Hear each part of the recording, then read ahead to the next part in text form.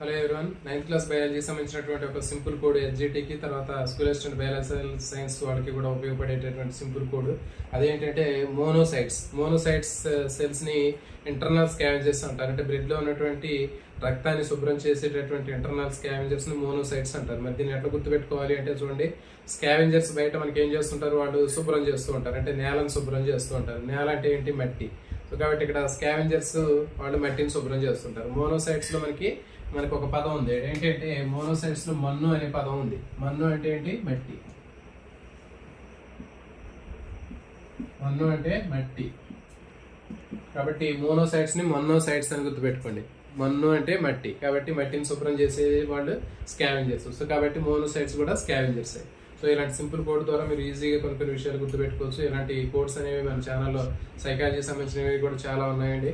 ఇంకా చాలా ఇన్ఫర్మేటివ్ విషయాలు కూడా మనకి ఛానల్లో ఉన్నాయి. ఛానల్ని తప్పకుండా సబ్స్క్రైబ్ చేయండి, మీ ఫ్రెండ్స్కి షేర్ చేయండి, లైక్ చేయండి, all notification bell icon on చేసుకోండి. జై హింద్, ఆల్ ది బెస్ట్.